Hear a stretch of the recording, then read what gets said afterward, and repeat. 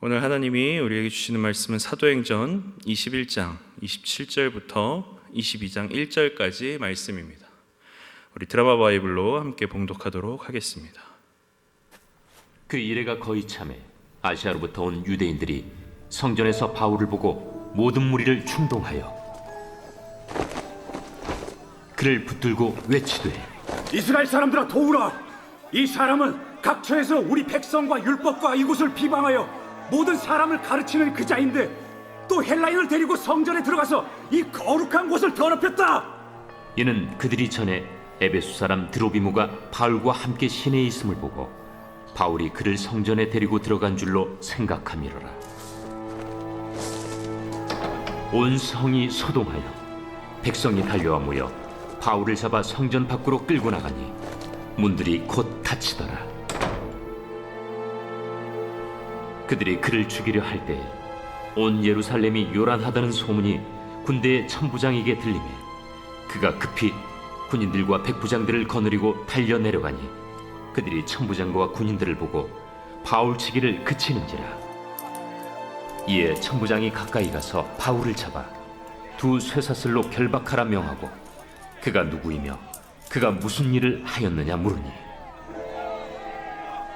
무리 가운데서 어떤 이는 이런 말로 어떤 이는 저런 말로 소리치거늘 천부장이 소동으로 말미암아 진상을 알 수 없어 그를 영내로 데려가라 명하니라. 바울이 층대에 이를 때에 무리의 폭행으로 말미암아 군사들에게 들려가니 이는 백성의 무리가 그를 없이하고자 외치며 따라가미러라. 바울을 데리고 영내로 들어가려 할 그때에 바울이 천부장에게 이르되, 내가 당신에게 말할 수 있느냐? 내가 헬라 말을 아느냐? 그러면 내가 이전에 소요를 일으켜 자객 4,000명을 거느리고 광야로 가던 애굽인이 아니냐? 나는 유대인이다. 소비 아닌 길리기아 다소시의 시민이니 청컨대 백성에게 말하기를 허락하라. 천부장이 허락하거늘 바울이 층대 위에 서서 백성에게 손짓하여 매우 조용히 한 후에 히브리 말로 말하니라. 부형들아, 내가 지금 여러분 앞에서 변명하는 말을 들으라. 네, 오늘은 사도행전 21장 27절부터 22장 1절 말씀을 가지고 져야만 승리하는 싸움이라는 제목으로 함께 말씀을 나누도록 하겠습니다. 지난 내용에서 사도 바울은 이제 3차 전도 여행을 마치고 예루살렘으로 돌아옵니다. 예루살렘으로 돌아오는 길에 한 선지자가, 아가보라고 하는 한 선지자가 바울의 띠를 손에 들고서 이 띠의 주인이 앞으로 예루살렘에서 결박되어 이방인의 손에 넘겨질 것이다 라고 하는 예언을 합니다. 바울을 사랑하는 이들은 그 예언을 듣고 바울에게 예루살렘으로 넘어가지 않을 것을 권면합니다. 그런데 그것에 대해서 바울은 이렇게 대답을 합니다. 21장 13절 한번 같이 읽겠습니다. 시작. 바울이 대답하되, 여러분이 어찌하여 울어 내 마음을 상하게 하느냐? 나는 주 예수의 이름을 위하여 결박당할 뿐 아니라 예루살렘에서 죽을 것도 각오하였노라 하니. 바울은 자신이 결박당할 뿐 아니라 죽임을 당한다 할지라도 그것을 각오하며 가겠다라고 이야기를 합니다. 그리고 바울은 이제 예루살렘으로 들어옵니다. 바울은 예루살렘에 돌아와서 예수님의 형제인 야고보 그리고 그 예루살렘에 있는 장로들을 만납니다. 그리고 본인이 지난 선교 과정에 있었던 일들을 보고하고 이야기를 나누는 중에 예루살렘에 있는 상당수 유대인 그리스도인들이 바울에 대해서 오해하고 있는 내용을 듣습니다. 그것은 무엇이냐면 바울이 율법도 아무것도 아니고 할례도 아무것도 아니고 그저 그냥 예수님을 믿기만 하면 다 그냥 그리스도인이니 율법이나 할례는 아무것도 아니다, 이렇게 전하고 다닌다라고 하는 소문이었어요. 그래서 야고보와 장로들은 한 가지 제안을 합니다. 그게 뭐냐면 지금 예루살렘에는 나시린 서원이 이제 거의 끝난, 기간이 거의 끝난 4명의 나시린들이 있는데 이 나시린들과 함께 결례를 행하라 라고 하는 거예요. 이 결례는 몸을 깨끗하게 하는 행위를 말하는데, 그 당시에 이제 단기간 나실인, 그러니까 나실인 서원을 단기간 동안 한 사람들은 이 나실인의 서원이 끝나는 기간에 머리를 깎고 또 정결 예식을 행하면서 규정에 따라 각종 희생 제사를 드려야 합니다. 근데 이 제사를 드리면서 제물을 바쳐야 하는데, 한 사람당 순양 2마리와 암양 1마리, 그러니까 소제물과 전제를 위한 비용이 필요했어요. 근데 예루살렘 그리스도인들 중에서, 유대인 그리스도인들 중에서 가난한 사람들도 있는데, 이들은 이 비용을 마련하는 것이 굉장히 부담이 되는 사람들도 있었습니다. 그래서 유대인들은 이 가난한 나실인을 대신해서 경비를 부담하는 것을 경건한 행동으로 여겼다고 해요. 그래서 이 야고보와 장로들은 바울에게 그것을 할 것을 제안을 합니다. 그래서 4명의 서원이 기간이 끝나가는 이 나실인과 함께 결례 행위를 하고, 그리고 그들이 치러야 할 그 희생 제물의 값을 바울이 대신 내주면, 그러면은 바울에 대해서 오해하고 있는, 그러니까 율법을 하찮게 여기고 율법을 가볍게 여긴다라고 하는 이 오해에서 좀 벗어날 수 있지 않겠느냐라고 하는 그런 제안을 한 거죠. 사실 바울 입장에서는 잘못한 게 없습니다. 자기는 율법을 가볍게 여긴 적도 없고 오해를 사서 자기가 뭔가 결례 행위를 해야 할 만한 일을 한 적이 없어요. 근데 재정적 지출도 해야 하고 또 불편함도 감수해야 하고, 혹은 자신이 열심히 사역했는데 그것에 대한 위로와 격려는커녕 오히려 오해와 또 그것에 대해서 해명을 해야 하는 이런 상황들이 바울 입장에서는 마냥 기분이 좋지만은 않았을 겁니다. 근데 바울은 아무 말 없이 그렇게 행동하기로 합니다. 그래서 이제 이 결례의 기간은 대략 한 7일 정도 진행이 되는데, 그 7일의 기간이 거의 끝나갈 때쯤에 이제 오늘의 본문이 시작이 됩니다. 27절, 21장 27절 같이 한번 읽어보도록 하겠습니다. 읽습니다. 시작. 그 이래가 거의 참에 아시아로부터 온 유대인들이 성전에서 바울을 보고 모든 무리를 충동하여 그를 붙들고, 바울과 서원을 했던 4명의 그리스도인들은 7일 동안 성전에 거하면서 결례를 행합니다. 이래가 거의 참회라고 하는 표현을 봐서 이 결례 행위의 기간이 거의 끝나갈 때쯤에 이 사건이 시작되는 것을 보여지는데요. 처음에 바울이 예루살렘에 들어왔을 때는 유대인 그리스도인들의 오해를 풀기 위한 행동으로 결례 행위가 시작이 되었습니다. 근데 지금 문제는 유대인 그리스도인이 아니라 그리스도인이 아닌 유대인, 그냥 원래 유대인들에게서부터 시작된 문제를 지금 말하고 있습니다. 그러니까 아시아로부터 온 어떤 유대인이 성전에서 바울을 보고 모든 무리를 충동하여 그를 붙잡았다, 이렇게 표현을 하면서 오늘의 이야기가 시작이 됩니다. 28절부터 29절까지 말씀 우리 같이 한번 읽어보겠습니다. 시작. 외치되 이스라엘 사람들아 도우라. 이 사람은 각 처에서 우리 백성과 율법과 이곳을 비방하여 모든 사람을 가르치는 그 자인데, 또 헬라인을 데리고 성전에 들어가서 이 거룩한 곳을 더럽혔다 하니, 이는 그들이 전에 에베소 사람 드로비모가 바울과 함께 시내에 있음을 보고 바울이 그를 성전에 데리고 들어간 줄로 생각함이러라. 이 아시아로부터 온 유대인들이 왜 율법을 붙잡았는가, 이유를 보니까 2가지입니다. 첫 번째는 바울이 이방 땅을 돌아다니면서 이스라엘 백성과 율법 그리고 성전을 비방했다라고 하는 겁니다. 2번째 내용은 이방인을 성전 안으로 데리고 들어와 성전을 더럽혔다라고 하는 겁니다. 2번째 내용도 첫 번째 내용도 사실은 아니지만, 예루살렘에 거주하는 유대인들은 그 말을 듣고 그 마음이 충동질되어 그것을 사실로 받아들이고 바울을 성전에서 끌어내어 핍박합니다.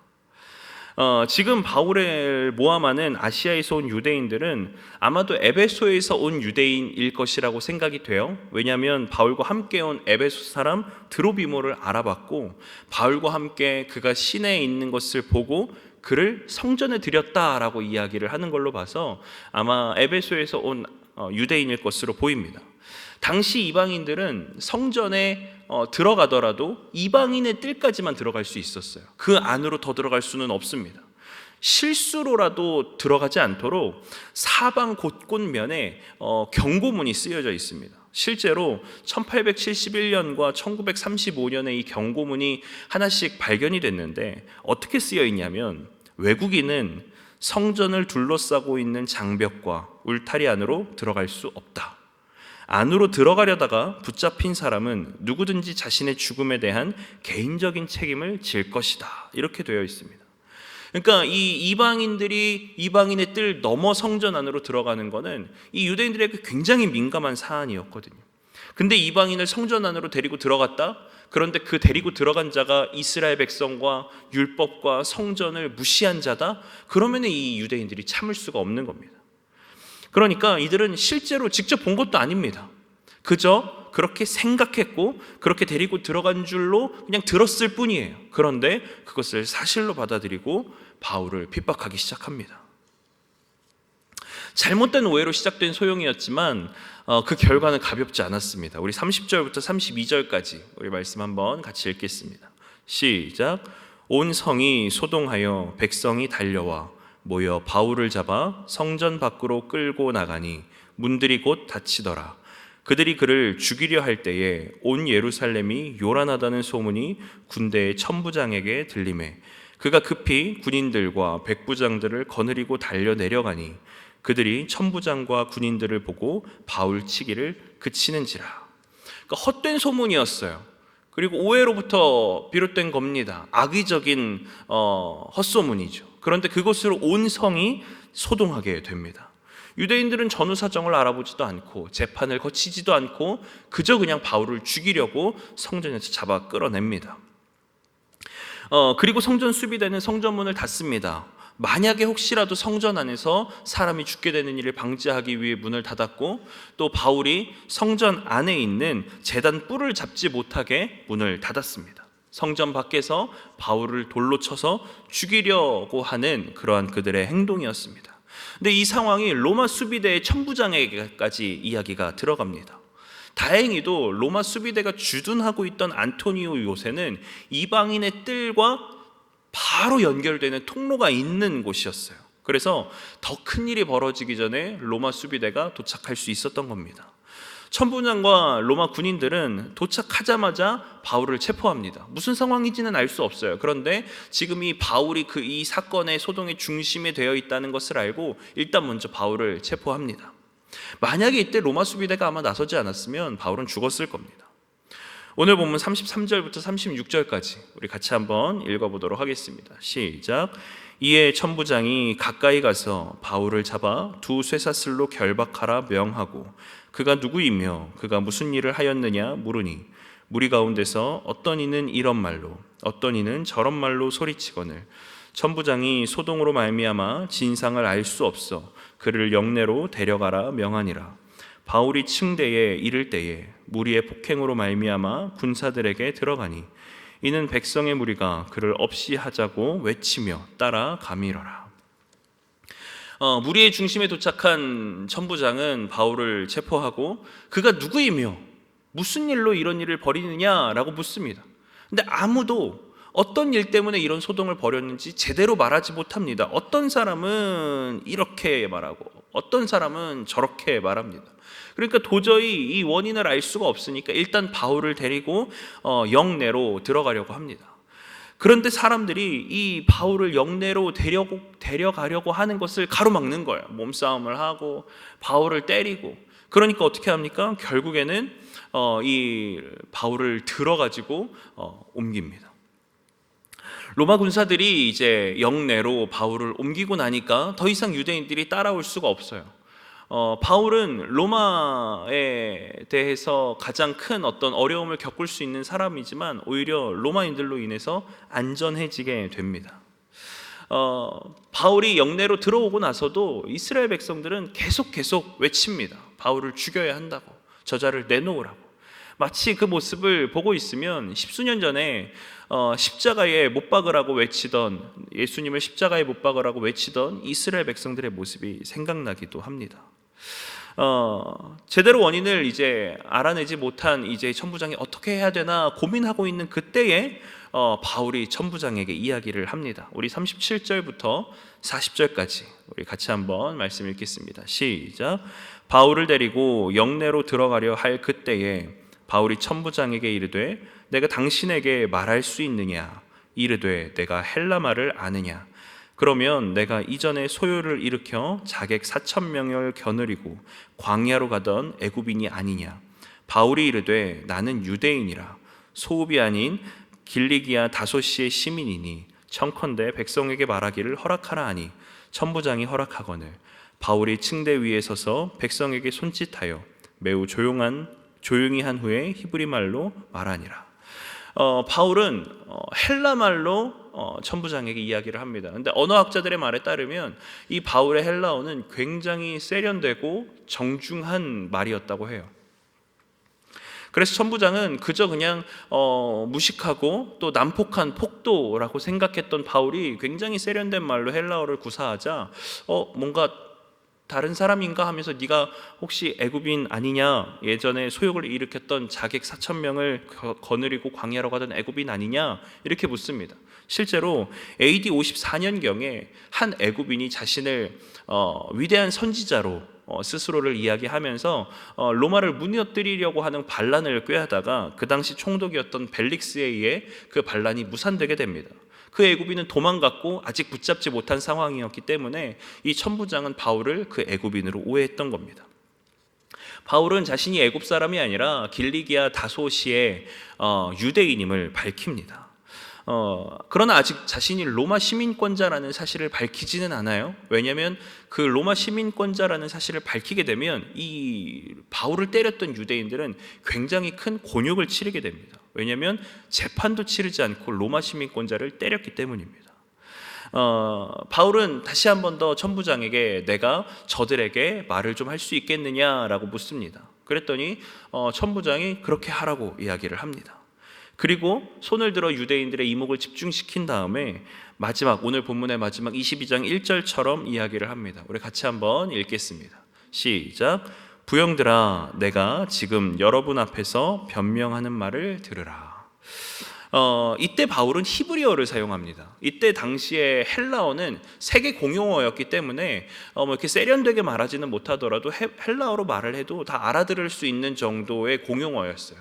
그럼에도 불구하고 바울은 굳이 히브리 말을 사용해서 이 유대인들을 부릅니다. 이것은 부형들아라는 말을 통해서도 그렇고 히브리어를 사용하는 것도 그렇고 이 유대인들과 자신이 다르지 않은 같은 유대인임을 그들 앞에서 드러내는 행동들입니다. 굉장히 공손한 표현이었고 그 의도 또한 그들을 핍박하거나 그들을 곤란한 상황에 처하게 하려는 의도가 전혀 아니었습니다. 이 표현은 자신과 유대인들 무리의 동질성을 부각시키면서 그들을 정중히 높여 부르는 표현입니다. 그럼 여러분 이 바울의 모습을 보면서 한번 생각해 볼 필요가 있습니다. 바울이 무엇을 잘못했나요? 무언가 오해를 살 만한 행동을 했으며 혹은 무언가 핍박을 받을 만한 잘못된 행동을 하지 않았습니다. 오히려 자신에게 있는 그 잘못된 오해를 풀기 위해 재정적 지출을 감행하고 또 스스로 결례를 행하면서 본인이 성전에서 거하는 불편함도 감수했습니다.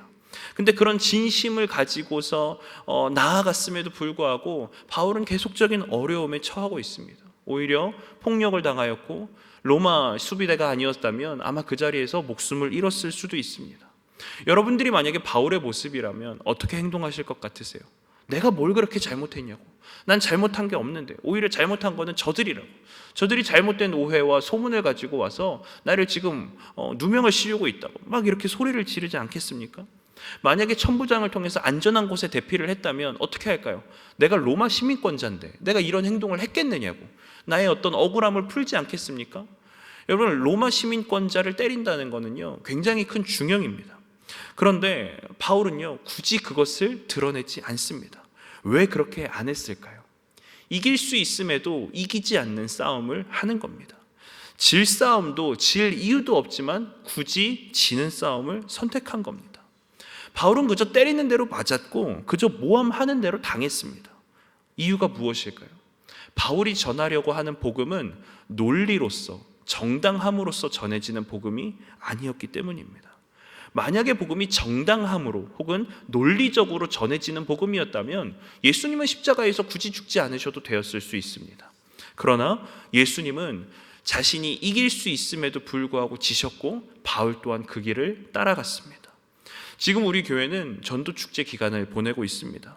우리는 전도하기 위해 무슨 싸움을 해야 할까요? 져야만 승리하는 싸움을 해야 합니다. 이길 수 있지만, 받아칠 수 있지만 이기지 않는 겁니다. 받아치지 않는 겁니다. 왜냐하면 그래야 이길 수 있기 때문입니다. 져야만 이길 수 있는 싸움이 있습니다. 예수님이 십자가에 못 박히신 싸움이고, 바울이 한 싸움이고, 우리들이 해야 할 싸움입니다. 바울의 이 모습을 통해서 우리들도 져야만 승리하는 이 싸움에 동참했으면 좋겠습니다. 이번 주일에 원로 목사님께서 설교하신 것처럼 잃어버린 것을 찾기 위해 기꺼이 질 수 있는, 승리할 수 있으나 승리하지 않는 그런 싸움을 할 수 있는 저와 여러분들이 되기를 주님의 이름으로 축복합니다.